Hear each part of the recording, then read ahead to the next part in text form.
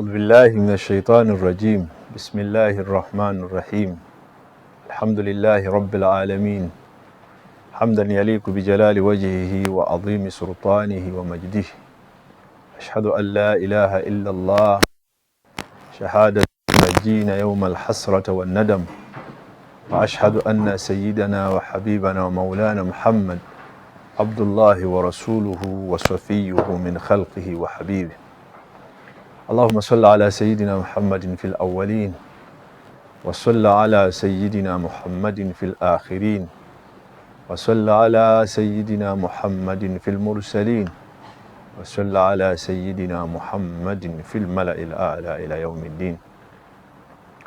abalungi abatulaba tumwebaze Allah subhanahu wa ta'ala atukolera ebyengera bye kusigala nga kyatuwadde ebiyungo ebitunula ebiwulira ebikola test ne buli kiyungo kyonna ekyomugaso ky'olina ku mubiri gwo lubeerera twogera ekigambo ekigamba nti alhamdulillahi rabbil alamin kubanga kwe kwebaza okusinga okubeera nga kunene Allah subhanahu wa ta'ala kwatusomesa mu Qur'an ekitiibwa yatugamba mu surati Zumara naga nti wasiika alladhina ttaqaw rabbahum ila aljannati zumara nti ekiseera bwe kirituuka ne batwalibwa abo abaatya Allah waabwe eri mu jjana olutwalibwa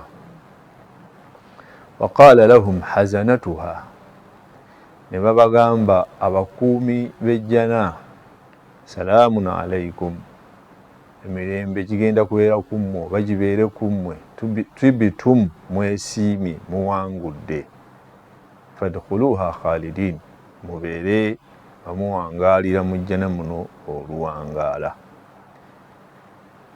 Tuliddamu ekigambo Allah kyatwogerako naga nti waqaalu alhamdulillahi alladhi nti alhamdulillah amatendo gonna ga Allah subhanahu wa ta'ala alladhi awrasana al-arda oyo yatusikiza ensi yatuwangaalira mu duniya yatabawwa minhu haythu nasha tutambulire muli nga bwe twagala fa ni'ma ajrun amilin kyekyengera ky'abantu abali abakoze obulungi. Tumwebaza Allah subhanahu wa ta'ala daiman wa abada. Okusookera ddala tusiima omukutu guno ogwa al-hidaya ne baganda baffe abaguliko tusaba Allah w'ekitiibwa abasasula olusasula olusinga okuba olulungi. Olwaleero baddu ba Allah olusoma lwaffe oba olwejjukanya lwaffe olwa buli wiiki yagadde obbategeeza abaddu abali kuno mikwano gyange baganda bange bannyinaze bakulu baffe bakitaffe n'abalala ti Allah subhanahu wa ta'ala mu Qur'ani ey'ekitiibwa yakola ayat oba yassa ayat nga kyamagero nnyo gye tuli nti buli bulamu bwaffe bwe bubeera buteekeddwa okubaako aya ebulungamya. Kigambo kino njagala tukitegeere bulungi mu puliyambe eno. Buli bulamu bwaffe, buli siteepu ya bulamu bwaffe erina okubaako aya egirungamya. Ekindeesezza ebigambo bino nti bwe tutunuulira obulamu bwaffe bwe tutambula mu Uganda akaseera kano embalirira y'abatusinga okubeera nga bagoberera obulamu bwaffe nga bannayuganda egamba nti buli ebitundu 8 ku buli bantu 10 abantu 2 be bali mu mbeera eri stable nga si bayina nnyo busambattuko, tebayina nnyo depression, tebayina nnyo stress, tebayina nnyo ne baga nti ebitundu 4 ku buli munnayuganda b'osanze 4 out of 10 balalu oba basemberedde okuba abalalu olw'ebirowoozo bye beetisse ku mitwe. Then ne tusanga nti ebitundu 0.9 bagwira ddala eddalu oba balinga abagudde eddalu. Naye ng'ekisinga okubaleetera embeera eyo yonna ya rabbi laisa illa, tewali kintu kibirabaleetera mbeera eyo illa okubeera nga buli kadde eitha kwekubagiza, eitha banakuwavu, eitha beeraliikirivu, eitha olwa humuumu ze beetisse oba obuzito bwe beetisse. Tutwale ekyokulabirako bwe tuyingira mu mayumba gaffe, kubanga y'ensibuko y'okutambula kw'obulamu bwaffe. Mu mayumba gaffe ojja kusanga ebitundu 6 ku buli 100 ku bafumbo ennaku zino nga baayawula we basula. Osange ebitundu 4 ku buli 100 abali awamu we basula abamu tewali asemberera munne. Ebitundu 3 ku buli 100 beerayirira dda, oli nga yalayirira munne nti siridda gy'oli yadde tuli mu nnyumba emu naawe todda gyendi.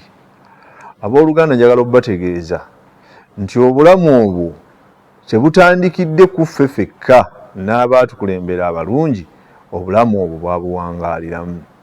Mu mbeera endala ne twesanga nti ebitundu 3 ku buli 100 ku bantu abafumbiddwa naddala mu Uganda ennaku zino balwawo okukonsiivinga, tebayitera kufuna mbuto mu bwangu olw'embeera nti ebirowoozo biyinza okuba ebingi, endya y'omubiri gw'omuntu yennyini nnafu, abantu tebakyasobola kulya emmere ezzaamu mubiri maanyi oba ezzaamu mubiri bigimusa oba ezzaamu mubiri ki, ne gubanga okuzaala kwabwe kulimukko okubeera nga kutaataaganyizibwa, ate era kuyinza okubeera nga kuli nakyo nga Allah subhanahu wa ta'ala yakikola mu mbeera eyo. Ne twesanga nti wakati mu mbeera y'abaami abalina omukyala asussa omu, eŋŋambo zisukka, omusajja n'ogenda eno n'ojjayo amawulire n'ogaleeta ow'omukyala ono, n'omala n'ojja ag'eno n'ogatwala eno, nebeera nga otaddewo commotion, obulumi wakati w'abafumbo bano babiri, oba n'obeera ng'otaddewo entambula embi, so nga ate Qur'ani ne ahadisi za Nabbi Muhammad sallallahu alayhi wa sallam zaagaana ekifaanana bwe kityo nti ebifa eno tebisaanye kudda eno n'ebiva eno tebisaanye kudda eno. Olwaleero lwaki ndeese ebigambo ebyo? Emisomo gyaffe 2-3 eginaddako mu maaso njagala tutunuulire ku bizibu bye tusanga mu maka ne solution yaabyo. Olwaleero omuntu tokyasobola kukyaza muganda wo, tokyasobola kukyaza mwannyoko, tokyasobola kukyaza wa luganda lwo, laisa illa lwaki nti bw'anajja n'akwata ku kintu nga weekwasa nti aleese obulogo yalemesezza amaka gange okutambula, n'omukyala ga nti saagala baganda bo bajje wano oba bannyoko bajje wano, bajja kufuuka ekizibu, tewali nkwatagana. Naye Allah subhanahu wa ta'ala buli kimu kyonna mu Qur'an yakisengeka n'akituweereza. Ekyokulabirako ky'erwaleero nti erwaleero tuwangaala mu bufumbo nga wallahi oyinza okusanga tuli mu kuwangaaya mu mbeera obusiraamu gye bwandi lamudde nga bwenzi. Buli bwe tunyiigako katini oli n'onyiiga n'ogamba munno nti nkutadde, oli n'onyiiga n'ogamba nti ankulabanga mmange, oli n'onyiiga n'ogamba munno nti sikyayagala kubeera nga mbeerako gy'oli ebbanga n'obeera ng'okola ebbanga. Ebigambo ebyo byonna baddu ba Allah twegendereze nga tubikola. Oweekitiibwa Muhammadin sallallahu alayhi wa sallam yabeera nga afuna okugezesebwa mu buwangaazi bwe wakati we ne bakyala be. Oweekitiibwa Ibrahimu alayhi salatu wassalaam yafuna okugezesebwa wakati we ne mukyala we omukulu. Oweekitiibwa Yunusu alayhi salatu wassalaam yafuna okugezesebwa wakati we n'ebyenfuna ye. Oweekitiibwa Ayyubu alayhi salatu wassalaam yafuna okugezesebwa wakati we n'obulamu bwe n'emmaali ye n'abaana be, byonna Allah subhanahu wa ta'ala n'abeera nga abitwala. Naye ekigambo kye njagala baddu ba Allah tutegeere lwaleero nti Nabbi Muhammadin sallallahu alayhi wa sallam yafaayo nnyo okuwumba obulamu bw'ewaka. Essuula nnyingi ze njagala leero oba ng'osobodde okuddayo ozitunulemu olabe ebikwataganye n'obufumbo bwo. Esooka ye Surati Nisa, gitunulemu oginoonyerezeeko amakulu gaayo n'obuwangazi n'enkola yaayo oba n'ebigambo Allah subhanahu wa ta'ala bye yassaamu. Eyokubiri ye surati Nur, Allah subhanahu wa ta'ala yagissaamu enkolagana y'ewakaawo. Muwangaala mutya ne mukyalawo, muwangaala mutya n'abaana bo, muwangaala mutya n'abakozi awaka, muwangaala mutya ne b'obeera nabo. Essuula eyokusatu ye surati Yusuf alayhi salatu wassalam. Allah yagituteeramu strategy ez'okukola. Omuntu yanditaddewo omulimu ne guwangaala bbanga ki? Omuntu yandiwangadde atya ne baganda be? Omuntu yandiwangadde atya n'ekyokulya kye kyanaafuna? Omuntu yandiwangadde atya n'ebiba biyise mu bulamu bwe mu kugezesebwa kwe n'obulamu bw'abaganda be ne bantu be ne bannyina? Surati Yusuf eno gitunulemu ogirabe. Allah subhanahu wa ta'ala n'atukolera ekigambo mu surati Nahal, n'abanga atusomesa empangaala yaffe ne society esigadde etali yabaluganda. Twala ekyokulabirako Allah subhanahu wa ta'ala mu surati Yusuf bwe yali atunyumiza entambula ya nabbi oyo omulungi wakati w'okubeera nga baganda be baamusuula mu kidiba gye baamusuula, be yali tazaalibwa nabo mu nnyaabwe, n'avaayo ne bamugula, n'agenda mu maka mu lubiri n'asangamu ensonga. Omukyala wa mukama we n'amulimbirira, oba mukyala wa kabaka eyali amuguze, n'atwalibwa mu kkomera, n'avaayo, n'ava mu kkomera n'aweebwa amawanika g'eggwanga eryo ag'ebyenfuna. Allah lwamupromotinze. Ebbanga eryo lyonna lirimu ensonga ziri bbiri. Kitaawe eyali amuzaala yalina essuubi, atakakasangako nti omwana we bwe bagamba nti yafa. Ebbanga lino lyonna Yusufu lyamaze ng'ayita mu bigambo bino byonna yalina essuubi. Kati wakati mu kubeera nga tunyigirizibwa, olunyigirizibwa olusinga okubeera oluzibu, oba kati lwaleero Uganda bw'obanga wallahi olina ekyokulya kyo ekyolunaku nga weebaza Allah subhanahu wa ta'ala, bw'olya lwaleero oyinza obutasuubira kulya nkya. Naye byonna baddu ba Allah mbakubiriza, naddala nga tuli awaka, omukyala ali ewaka n'omwami ali ewaka, okukwatagana mu mbeera esinga okubeera ennungi. Allah subhanahu wa ta'ala tafaananyirizangako muddu musiraamu na kifaananyi kya mukafiiri, okuggyako yamwogerako mu mbeera ey'omuntu aggweddemu essuubi, n'agamba taata wa Yusufu, ku lulimi lwa taata wa Yusufu. Allah subhanahu wa ta'ala atunyumiza n'agamba nti yagamba batabani be abaali bakomyewo nga waliwo incidents eziguddewo, n'agamba nti izhabu, mugende, watahassasu min Yusufu wa ahihi, munoonye Yusufu ne baganda be, wala tayasu min rawhillah, n'abagamba ekigambo nti temuggwangamu essuubi mu kusuubira ku Allah subhanahu wa ta'ala nga mutuuse gye mugenza okunoonya Yusufu. Kino ekisembeyo kye njagala, innahu la yayasu min rawhillah, yaga nti teryaggwamu ssuubi eri Allah mu mbeera z'obulumi zonna, yaga nti illa alqawmi alkafirin, yaga nti okuggyako omuntu atuuka ku kifaananyi ekyo aba afuuse mukafiiri. Kati baddu ba Allah mbakubira omulanga, mbakubiriza wonna we muli nti wakati mu kubeera nga tulina obuzito mu famirizi zaffe, mu baana baffe, mu bakyala baffe, mu mirimu gyaffe, bonna wakati mu kubeera nga tulina obuzibu bwe tulina, mbasaba baddu ba Allah abalungi mubeere nga ekisooka okukulembeza kwe kubeera nga tukkiririza mu Allah. Olwaleero njagala ekigambo kino nakyo kye tuba tutandikirako.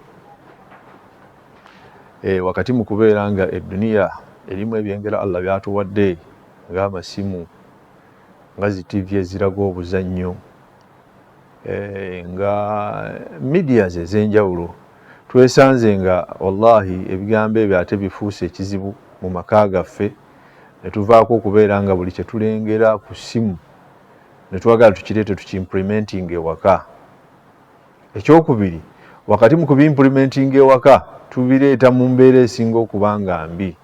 Masalan, n'oyimirira ku social media n'olaba ku bano ababeera ku zi TikToks naobeera ng'oli omuwulidde nti nze essimu y'omwami wange sisobola kugireka nga sigikebedde, n'omwami n'awulira message naga nti nange essimu y'omukyala wange sisobola kubeera nga sigikebedde.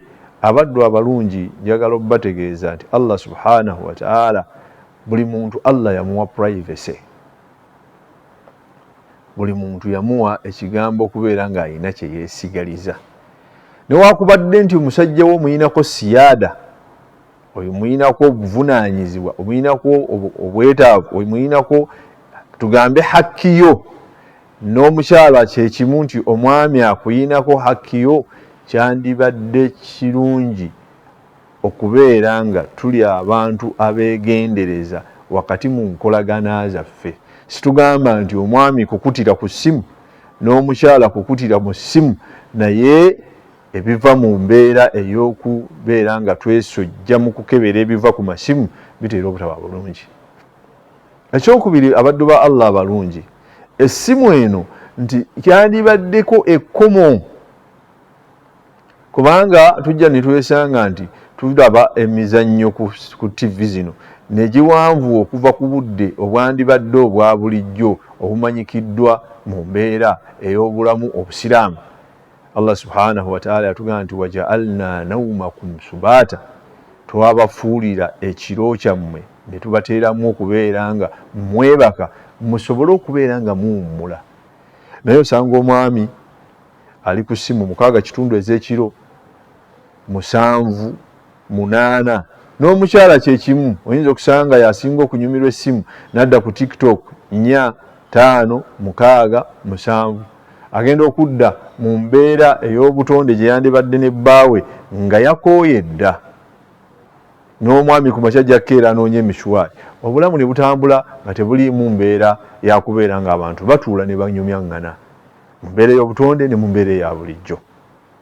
Ekivaamu nti bwe tutuuka mu mbeera ey'okubeera nga tulinawo we tusula oba we tubeera ne twekuba emigongo, ne kigenda nga kigenderera, kivaamu obulumi eri abantu bano ababiri.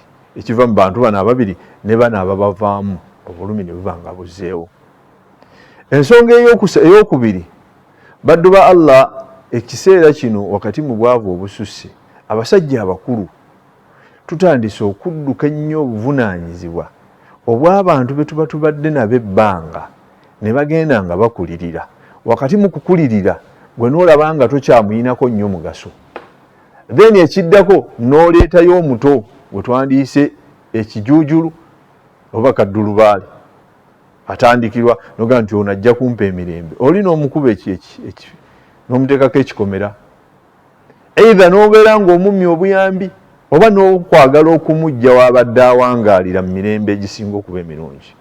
Oweekitiibwa Muhammadin sallallahu alayhi wasallam, Allah yamussaako essuula nnamba.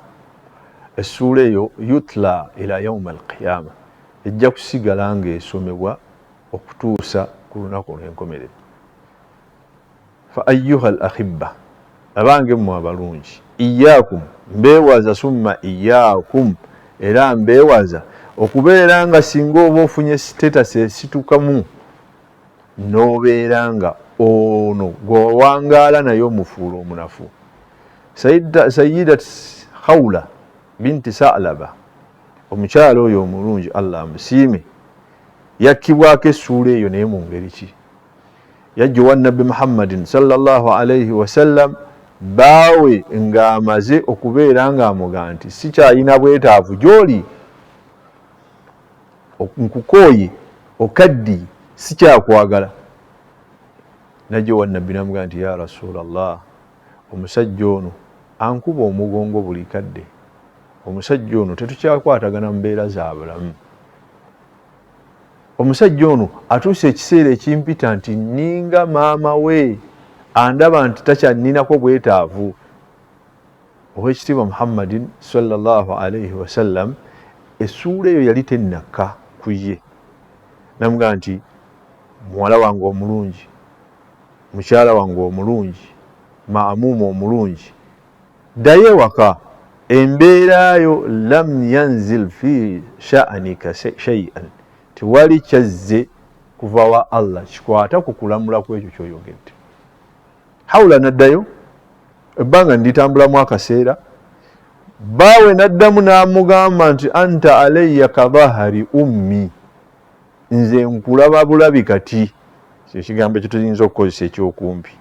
Nobanga mukyalawo omuyina wamuleka gye wamuleka, la hiya mutallaka, tomulese kufuna beetulye kugenda kufuna musajja mulala, bal hiya muallaq, omulesaawo wakati.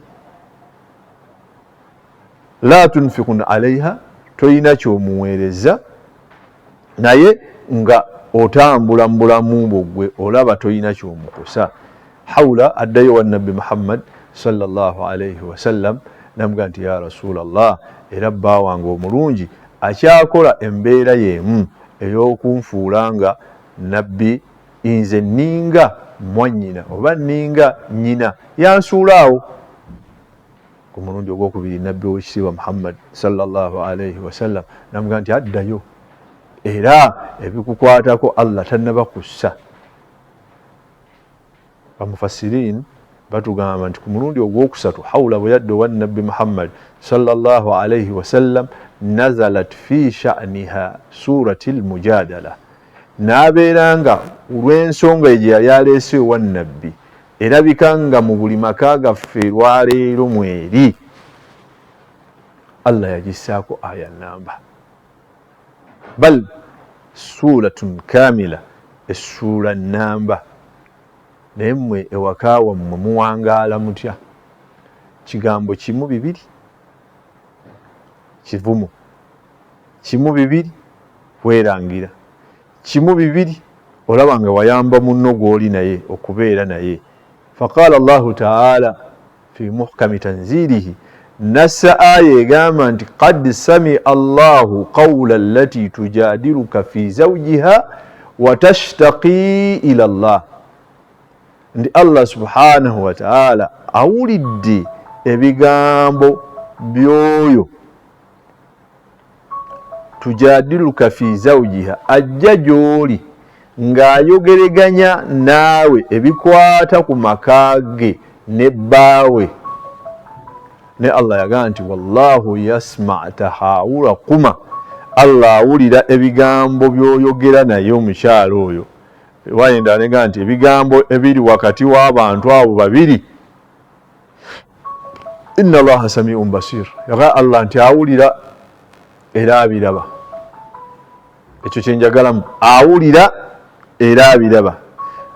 Muganda wange ali eyo, mwannyinaze ali eyo, mukwano gwange ali eyo, ng'olina amaka nga muli mu mutima ogatwala nti gwe wootali tegasobola kutambula, n'ofulumya ebigambo ebikosa mu mbeera esigadde, iyaaka nkwewaza, okutuuka ku mbeera nti abaddu abasigadde waka b'olabanga abanafu bawanika emikono ewa Allah subhanahu wa ta'ala ne bakusabira.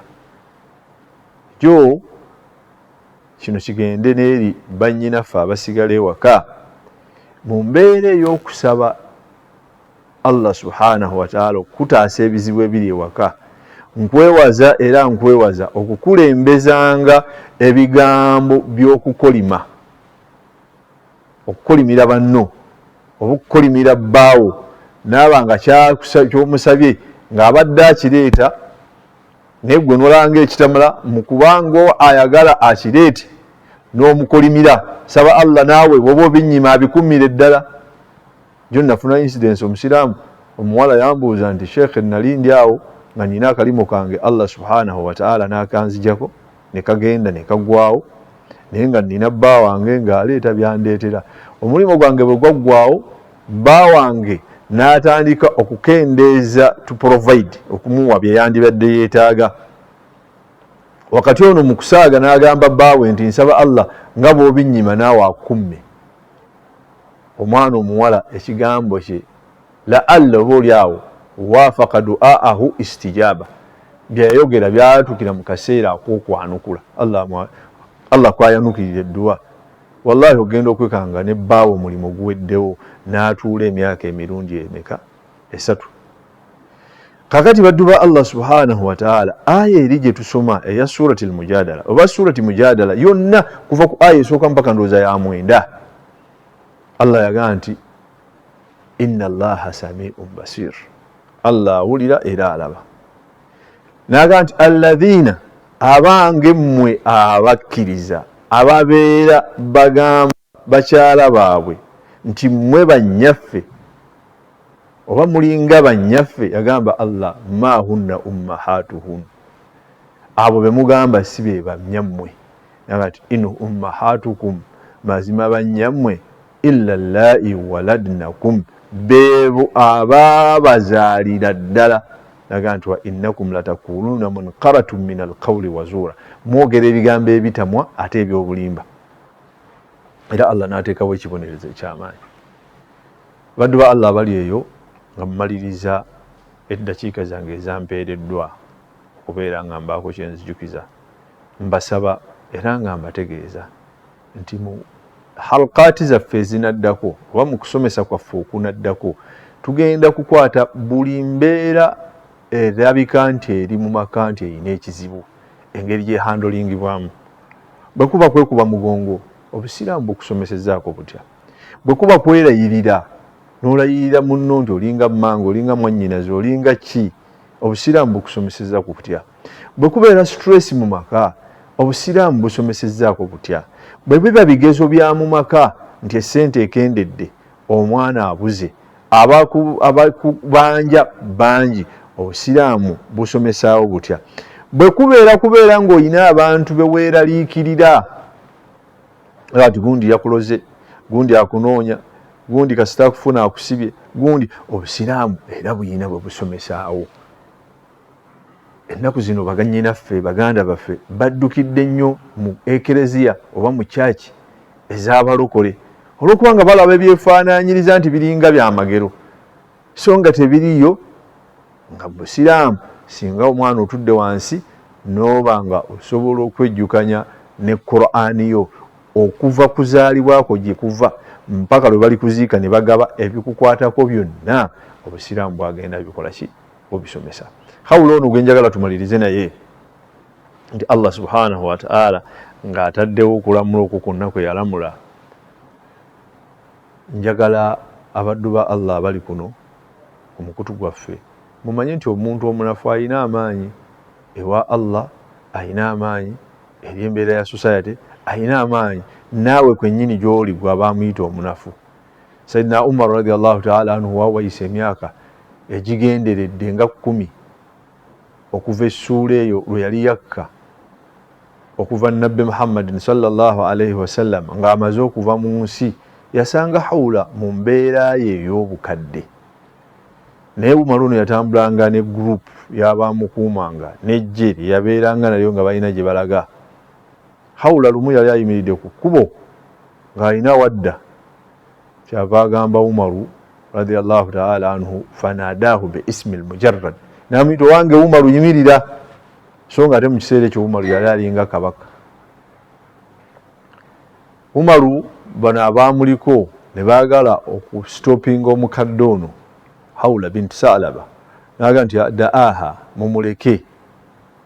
Navuga nti owa ya amira al-mu'minin, akuyise na linnya lyo just akuyise Umaru. Umaru radiyallahu ta'ala anhu yakola ekyewuunyisa okubeera ng'alaga abantu bano nti ddala omunafu ewa Allah tayina bunafu, abeera muntu w'amaanyi. Era ne mbategeeza nti mu mayumba gammwe muti edduwa y'abakola ki, y'abalyazaamaanyizibwa. Umaru yaddamu ekigambo ekigamba nti lwaki sisobola kubeera nga nnyimirira kwoyo eyawulira edduwa ye waggulu w'amagulu omusanvu. Baddu ba Allah, ebigambo ebisingako tunaabyongerako okuddako, naye mbategeeza nti buli kintu ky'owangaaliramu mu maka go n'abaana bo, mu mirimu gyo n'abantu b'owangaala nabo, kirina solution mu Qur'an, kiri gy'oli okutambula ogende onoonye asobola okunoonyeza ekigambo ekyo ne solution yakyo. Tusaba Allah subhanahu wa ta'ala ebigambo bye twogedde abituteeke mu mitima gyaffe era atuwangaaze nga tuli abasiraamu abalungi era abakkiririza mu Allah omulungi. Wa sallallahu ala sayyidina Muhammad wa alihi wa sahbihi wa sallim. Wassalamu alaikum wa rahmatullahi wa barakatuh.